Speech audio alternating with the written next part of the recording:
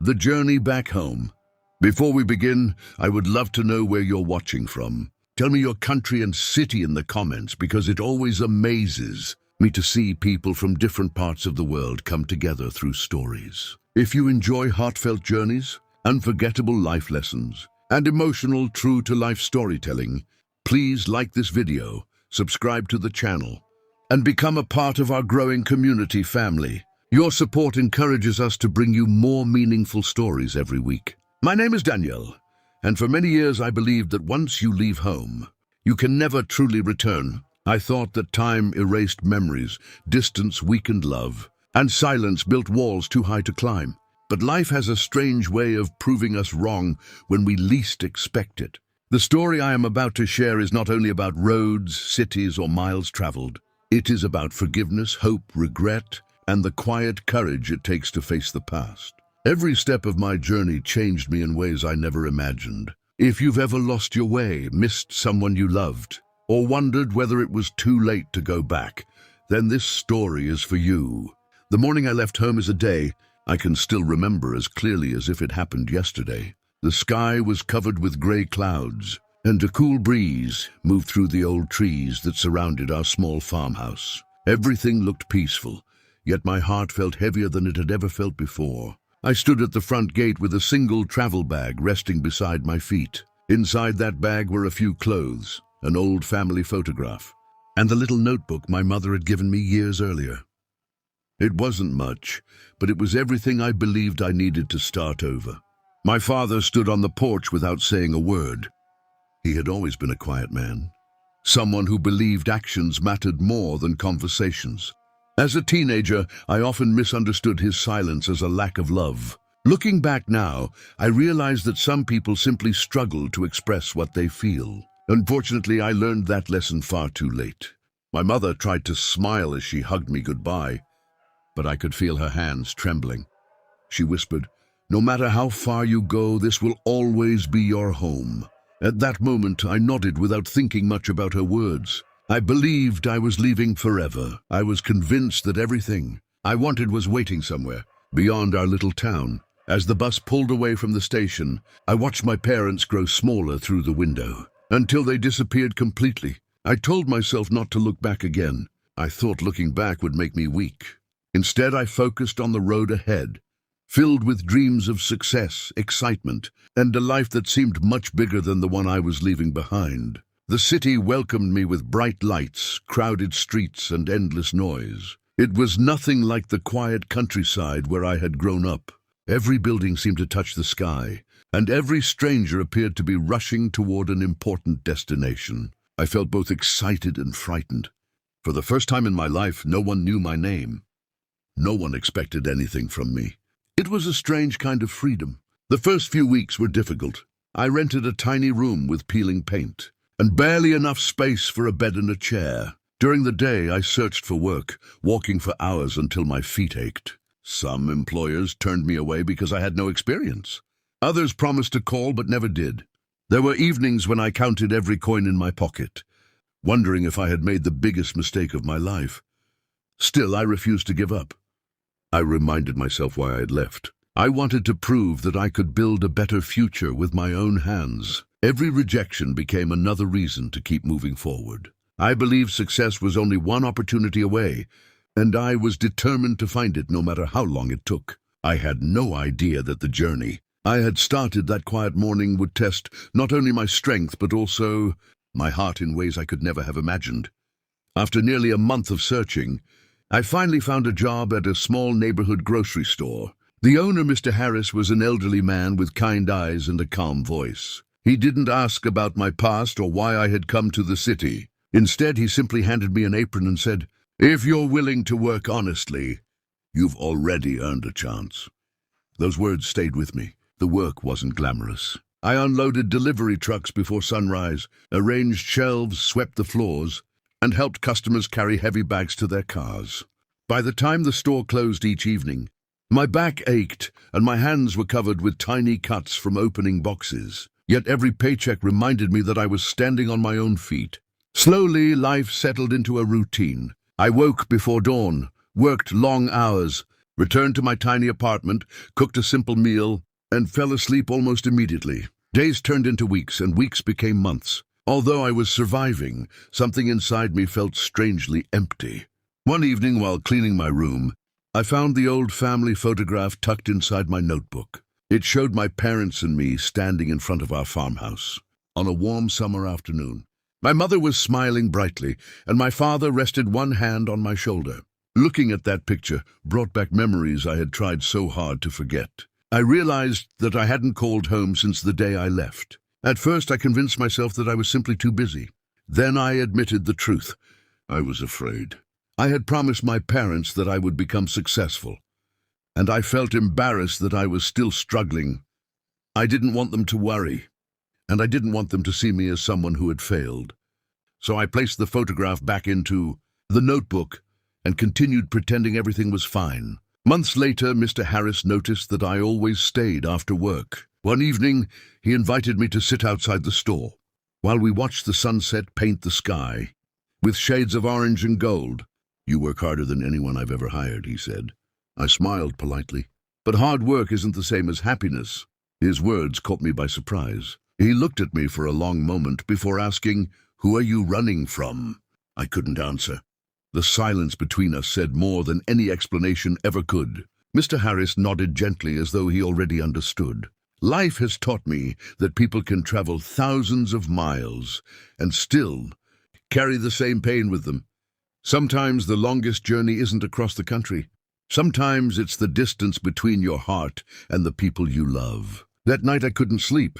His words echoed through my mind again and again. I stared at the ceiling until sunrise, wondering if I had mistaken distance for freedom. Maybe I hadn't left my problems behind at all. Maybe I had simply packed them into my suitcase and carried them with me every single day. The next morning, as I prepared for work, my phone rang unexpectedly. I didn't recognize the number. For a moment, I considered ignoring the call.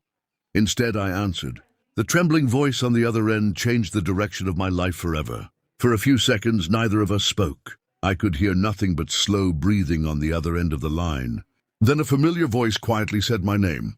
"Daniel, it's your neighbor, Mrs. Carter." My heart skipped a beat. I hadn't expected to hear from anyone back home, especially after so much time had passed. "I hope I'm not calling at a bad time," she continued. "I wasn't sure if this number still belonged to you." "No," I replied quickly. "It's fine. Is everything all right?" There was a long pause before she answered. "I'm afraid your mother hasn't been well." The words felt like a heavy weight crashing onto my shoulders. I leaned against the wall, struggling to catch my breath. "What happened?" I asked. "She's been ill for several months. She never wanted anyone to worry you. Every time someone suggested calling, she said you were chasing your dreams and that you shouldn't be disturbed." I closed my eyes. The room suddenly felt much smaller. "And my father?" I whispered. "He's taking care of her the best he can. He's exhausted, Daniel. He never complains, but I can see how difficult it's been." A painful silence filled the room. Mrs. Carter spoke gently. "Your mother still believes you'll walk through that front door one day. Every evening she sits by the living room window for a while before going to bed." Tears gathered in my eyes. For years, I had convinced myself that staying away was the right choice. I believed I would return only after becoming successful, enough to make my parents proud.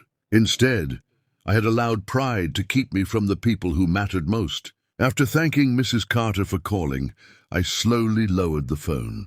I couldn't move. My thoughts raced through every memory I had buried. I remembered my mother's warm smile, the smell of fresh bread coming from the kitchen, the evenings my father silently repaired old tools while I complained about wanting a different life. Back then, I believed they couldn't understand me. Now I wondered if I had ever truly understood them. That day at work, I struggled to focus. I stacked boxes in the wrong places, forgot simple tasks, and barely noticed customers speaking to me. Mr. Harris quietly watched me until closing time. "Something happened," he said as we locked the front door. I nodded. "My mother is sick." He placed a comforting hand on my shoulder. "Then you already know what your heart is telling you." "I can't leave," I replied. "I don't have enough savings." "I haven't achieved anything. If I go back now, it will feel like I failed." Mr. Harris looked at me with calm, understanding eyes. Daniel, people spend their lives chasing success, believing they have all the time in the world to say the important things later. But life doesn't promise later. I looked down at the sidewalk.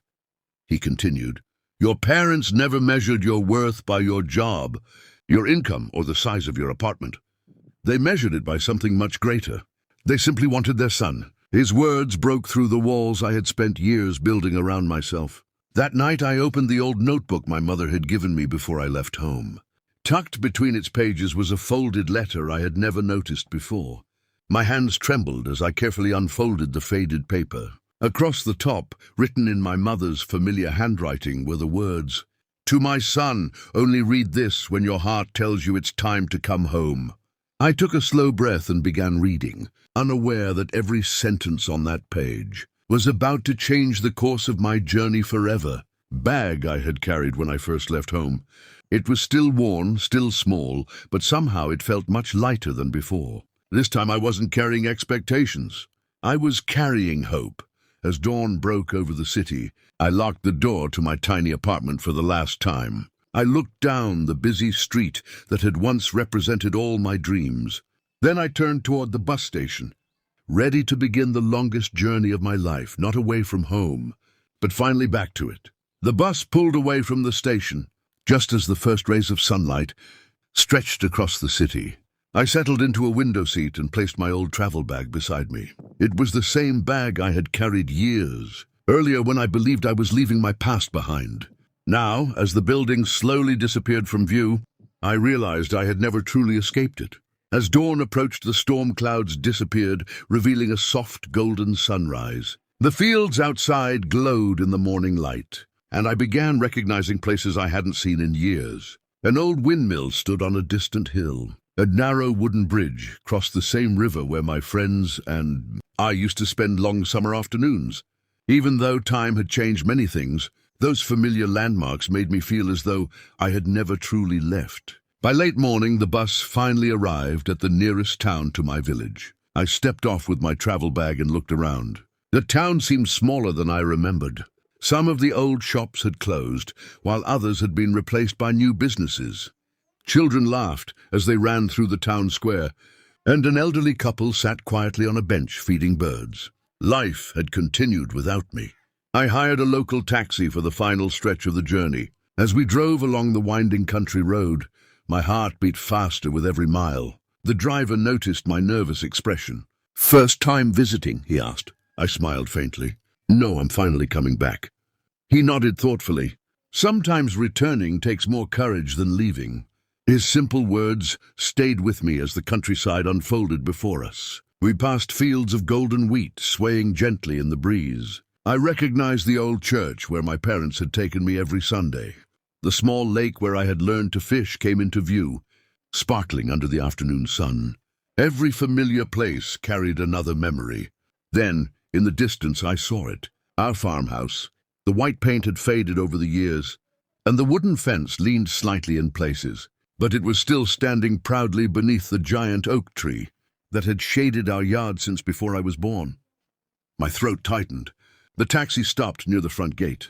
For a moment, I couldn't move. The gate looked exactly as I remembered it. I reached out and slowly pushed it open. The familiar creaking sound echoed through the quiet afternoon, bringing back memories of countless childhood days. Each step toward the house felt heavier than the last. The garden my mother loved was smaller now, but colorful flowers still bloomed beside the walkway. Someone had continued caring for them. I reached the front porch. My heart pounded so loudly that I could barely hear anything else. I raised my hand toward the front door. Then I hesitated. What if my father was still hurt? What if my mother was too weak to recognize me? What if I had returned too late? Closing my eyes, I remembered my mother's letter. There is no perfect moment. There is only today. I gathered every ounce of courage I had left and gently knocked on the door. Footsteps echoed from inside the house. Slow, careful. Familiar footsteps. The doorknob slowly turned. As the door opened, I came face to face with someone I had dreamed about for years, and in that single unforgettable moment, the journey back home truly began. "No," she replied gently. "You came when your heart was ready, I couldn't stop crying. She reached up and brushed away the tears from my face, just as she had done when I was a little boy. "My son," she said softly, "welcome home." At that moment, every mile I had traveled, every mistake I had made, and every year I had lost seemed to disappear. I finally understood that home had never stopped waiting for me. As we sat together in the quiet room, my mother looked toward the window and smiled. "There is something I have wanted to tell you for many years," she said. I held her hand a little tighter. "I've been waiting for the right moment." She took a slow breath. "And now, it's finally time for you to know the truth." I looked at my mother, wondering what truth she had carried in her heart for so many years. Her hand rested gently in mine, and although she looked tired, there was a peaceful expression on her face. She smiled softly before speaking. "Daniel, there was never a day when your father and I doubted you." I lowered my eyes. "But I disappointed both of you," I whispered. "I left without looking back. I stayed away for years. I never called. I never wrote." My mother slowly shook her head. "You made mistakes, yes, but mistakes are not the end of someone's story." She paused for a moment to catch her breath. "When you were young, you always believed your father was disappointed in you because he rarely showed his feelings." I glanced toward the bedroom door where my father stood quietly. I believed he wanted me to become someone greater. My father stepped into the room with a gentle smile. "I never wanted you to become someone else," he said. "I only wanted you to become the best version of yourself." Those words struck me deeply. For years I had misunderstood his silence. I had mistaken his quiet nature for distance, when in reality it had always been love expressed differently. My mother reached toward the bedside drawer. "There is something else." She carefully removed a small wooden box and placed it in my hands. "I've kept this safe ever since the day you left." I slowly opened the box. Inside were dozens of letters. None of them had ever been mailed. I looked at her with confusion. "What are these?" "They're the letters I wrote to you." My hands trembled as I picked up the first one. Every envelope had a different date written across the front, covering nearly every year I had been away. "I wanted to send them," she said softly, "but every time I finished writing, I believed you were busy building your future. I didn't want my worries to become your burden." I carefully unfolded one of the letters. She had written about ordinary things. The flowers blooming in the garden, the first snowfall of winter, the old dog sleeping on the porch, the neighbors asking about me. She even described how my father secretly walked into my empty room every Sunday morning before quietly closing the door again. As I continued reading, tears blurred the words. Every page reminded me that while I had believed life was moving forward without me, my parents had continued loving me every single day. My father finally spoke. "I wasn't very good with words." He sat beside the bed. "But every evening your mother would say, 'He'll come home someday.'" "And you believed her?" I asked. He smiled. "I never stopped." Silence filled the room. It wasn't an uncomfortable silence. It was the kind that exists between people who no longer need to explain themselves. That evening, the three of us sat together as the sun slowly disappeared beyond the fields outside the window. We shared stories from the years we had missed. I spoke about the city, my tiny apartment, the grocery store, and the people who had helped me along the way. My parents listened with pride, never once asking why I had stayed away so long. Instead, they simply seemed grateful that I was sitting beside them again. Later that night, after my mother had fallen asleep, my father and I stepped outside onto the old porch. The stars filled the sky just as they had when I was a child. For several minutes, we watched them in silence. Then my father quietly said something I will never forget. "Tomorrow morning, I want to take you somewhere." "Where?" I asked. He looked toward the distant hills with a thoughtful expression. "There's something your grandfather asked me to show you when the time was right." I had never heard him mention anything like this before. Curiosity replaced my sadness. "What is it?" He smiled gently. "You'll understand when we get there." As we walked back into the house, I realized that my journey home was about more than repairing the past. It was also about discovering a part of my family's story that had been waiting for me all along. The next morning, I woke before sunrise. For the first time in many years, I opened my eyes in the room where I had grown up.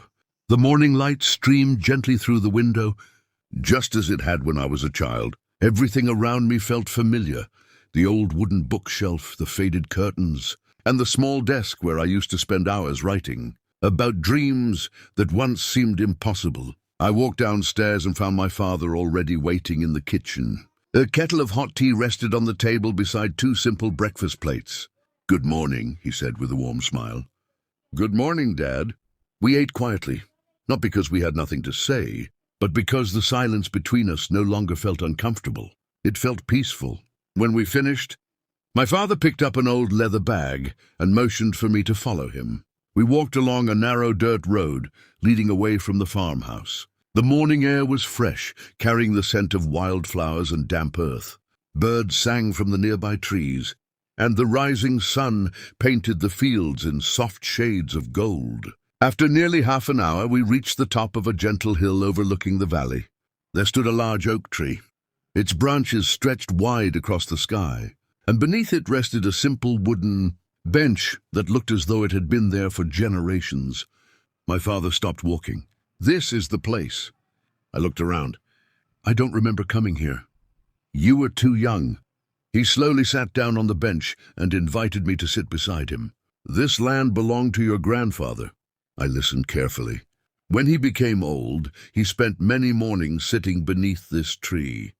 He believed that when life became confusing, people should find a quiet place instead of making rushed decisions." My father reached into the leather bag and removed a small cloth bundle. Inside was an old pocket watch. Its silver surface had faded with age, but it was still beautifully crafted. "It belonged to your grandfather." I carefully held it in my hands. "It's beautiful. He wanted you to have it one day." I looked at him with surprise. "Me?" He nodded. "Before he passed away, he told me something I never forgot." My father looked toward the distant mountains before speaking. He said, "Tell Daniel that success isn't measured by how many people know his name. It's measured by how many people feel loved because he was part of their lives." Those words settled deep into my heart. For so many years I had measured my life by achievements, promotions, and distant goals. Yet the people who had truly shaped my life had measured it very differently. My father smiled gently. "I waited years to give you this watch because I believed you first needed to discover its meaning." I carefully closed the watch and slipped it into my pocket. "I'll treasure it forever." We remained beneath the old oak tree for a long time, sharing stories about my grandfather, stories I had never heard before. My father laughed as he recalled childhood memories, and for the first time, I saw a lighter side of him that had always been hidden behind responsibility. As we walked back toward the farmhouse, I realized that I had spent years searching for wisdom in distant places, only to discover that it had been waiting for me at home all along. That afternoon, neighbors began stopping by after hearing that I had returned. Mrs. Carter was among the first to arrive. She smiled warmly and embraced me, before introducing me to several younger families who had moved into the village while I was away. Everyone welcomed me as though I had never left. Their kindness filled me with gratitude, but it also reminded me of something important. I'd been given a second chance. Not everyone receives one. Standing outside the farmhouse as the sun slowly began to set, I silently promised myself that I would never again allow pride, distance, or fear to separate me from the people I loved. I didn't know exactly what the future would hold, but for the first time in many years I wasn't afraid of it, because I had finally found the place where my journey truly belonged, and from there, a new chapter of my life was ready to begin. The days that followed were unlike anything I had experienced in years. For the first time since leaving home, I wasn't rushing from one responsibility to another. Each morning began with the sound of birds outside my window, followed by breakfast with my parents. Even the simplest moments felt extraordinary because I had once believed I might never experience them again. My mother's health slowly began to improve. The doctor explained that while she still needed rest, her spirits had changed completely. She smiled more often, laughed at small jokes, and insisted on sitting in the garden whenever the weather was pleasant. One afternoon, she looked at me with a gentle smile. You know what helped me the most? I shook my head. You came home. Those 3 words reminded me that sometimes the greatest gift we can give someone is simply our presence. I began helping my father around the farmhouse. Together, we repaired the old fence, painted the porch, and cleaned the small barn that had been unused for years. As we worked side by side, conversations came naturally. We spoke about everything we had missed, my years in the city, his struggles after I left, and the many moments we wished we could have shared. One evening, while organizing the attic, we discovered an old wooden chest covered with dust. My father carefully opened it. Inside were family photographs, handwritten journals, and several small keepsakes that had belonged to my grandparents. Among them was a faded map of the surrounding countryside. My father unfolded it carefully. Your grandfather made this himself. The map showed old walking trails, streams, and places where generations of our family had spent time together. In one corner, my grandfather had written a single sentence. A family stays together not because every road is easy, but because they never stop finding their way back. I quietly read those words several times. They perfectly describe my own journey. The following Sunday, our family attended the small church in the village. As we walked through the doors, familiar faces greeted us with warm smiles. Some people remembered me as a little boy, while others knew me only through stories my parents had shared over the years. After the service, many neighbors gathered outside. An elderly gentleman approached me and shook my hand. Your father used to tell us that one day you'd come home. I looked toward my father. He really said that? The man smiled. Every single year, hearing those words filled my heart with both gratitude and humility. Even during the years when I had doubted myself, my father had never stopped believing in me. That evening, we shared dinner together on the porch as the sun slowly disappeared beyond the fields. My mother looked around the table before speaking. Our family isn't perfect. My father smiled. It never was. She laughed softly. But love doesn't ask people to be perfect. It asks them to stay together. We all nodded. For the first time in many years, the silence around us wasn't created by distance. It was created by peace. As darkness settled over the countryside, I looked across the familiar fields that had once seemed too small for my dreams. Now they felt endless.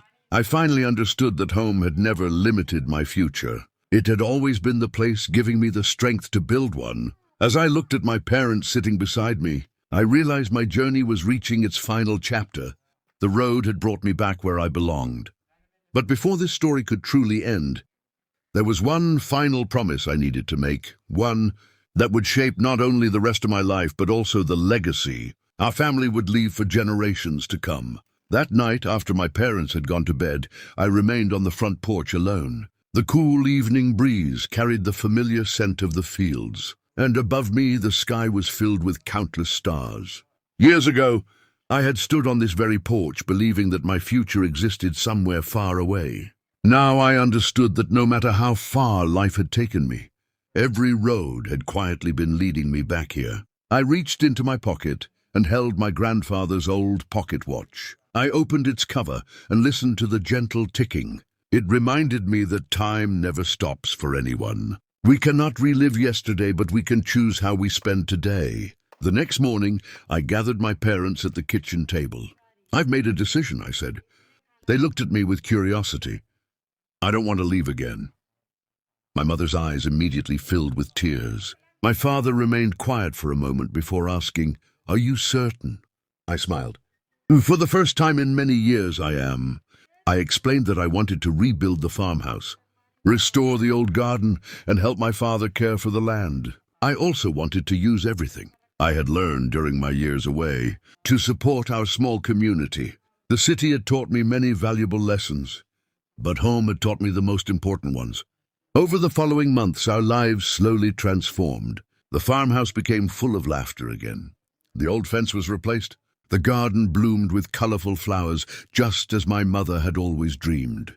Children from the neighborhood often visited to hear my father's stories beneath the great oak tree. I joined him, sharing my own experiences about chasing dreams, making mistakes, and finding the courage to return home. I never hid my regrets. Instead, I shared them honestly, hoping someone else might learn without having to spend so many years apart from the people they loved.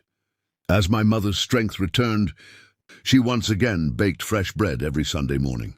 The wonderful smell drifted through the house, bringing neighbors to our door. Before long, our home became a gathering place where friends and families shared meals, laughter and memories. One afternoon, while working in the garden, my father placed a hand on my shoulder. "You know," he said, "I used to wonder if this house would become empty after we were gone." I looked around at the smiling faces filling the yard. "It never will," I replied. He smiled proudly. "I believe you're right." The seasons continued to change. Spring flowers gave way to warm summers, colorful autumn leaves and peaceful winters. Through every season, I became more grateful for the life I had once taken for granted. Then one evening, my mother handed me the same notebook she had given me years before I left home. "I think it's your turn now," she said. I looked at her with a smile. "My turn?" She nodded. "Write your own story. Someday someone may need it." That night I sat beneath the old oak tree with the notebook resting on my lap. I began writing about every lesson my journey had taught me. I wrote that success means little if you have no one to share it with. I wrote that forgiveness begins with the courage to take the first step. I wrote that parents often love quietly, even when their children fail to recognize it. Most importantly, I wrote that no matter how far life carries you, it is never too late to return with an open heart. Years later, whenever someone asked me about the greatest journey of my life, they expected stories about distant cities, difficult jobs, or the many miles I had traveled. I simply smiled, because the greatest journey was never the one that took me away. It was the one that brought me back home. And every time I walked through the old front gate, heard my parents laughing inside the house, or watched the sunset from beneath the great oak tree, I was reminded of one simple truth that changed my life forever. Home is not just the place where your story begins. Sometimes it is the place where your heart finally finds peace, the end.